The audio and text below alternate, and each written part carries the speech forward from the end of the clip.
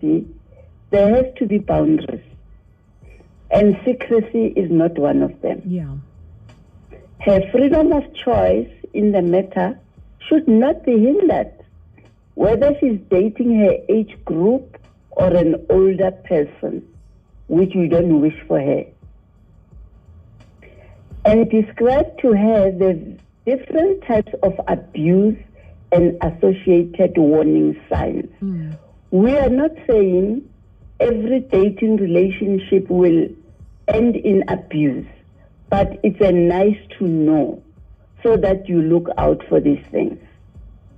Preferably, they should be before entering a relationship. These are the things that we talk about even before there's a relationship. Yeah.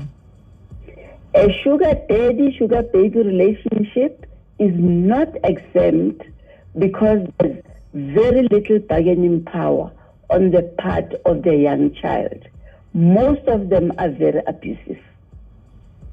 So there's physical abuse, where there's hitting, kicking, pushing, biting, choking, and sometimes using weapons. And the abuse might not result in visible injuries, unfortunately. The injuries are inside. Then there's emotional abuse. There are insults, humiliation, and intimidation. A big one is forced isolation, where a child will be forced not to share anything with anyone. And here, there's a lot of use of fear and intimidation. And then sexual abuse.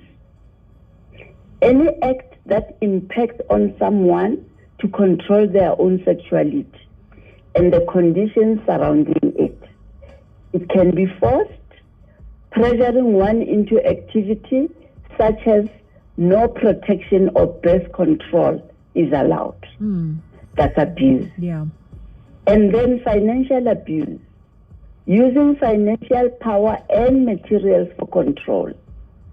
There it is that your daughter has access to all that money. She is learning negative transactions. When love becomes transactional. Or should I say she might be, because mom is not sure, but mom is never wrong. Yeah. And then there's digital abuse, emotional abuse using technology, social media or texting to manipulate, harass, or bully someone. This man can just send a message to say, meet me at such and such a place now. And out of due diligence or allegiance, she obliges, more so that he's the one that bought the phone. They carry the latest phones that we cannot afford as parents. Yeah. Then the stalking, monitoring, following or watching another person. It's difficult to see the behavior as abuse at first because it is flattering to receive so much attention until you lose your freedom altogether. Yeah.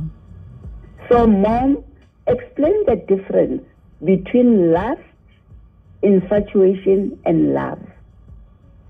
The above are difficult, or even so much that even adults find it difficult to distinguish.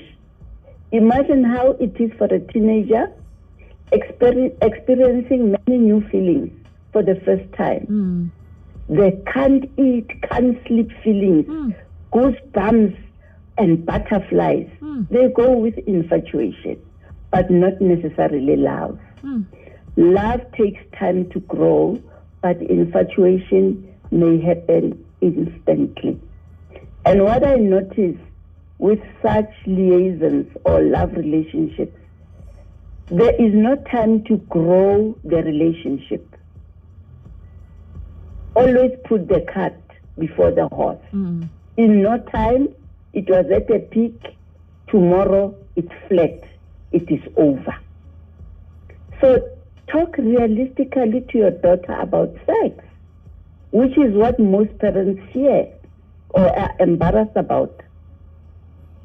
It is better if your teenager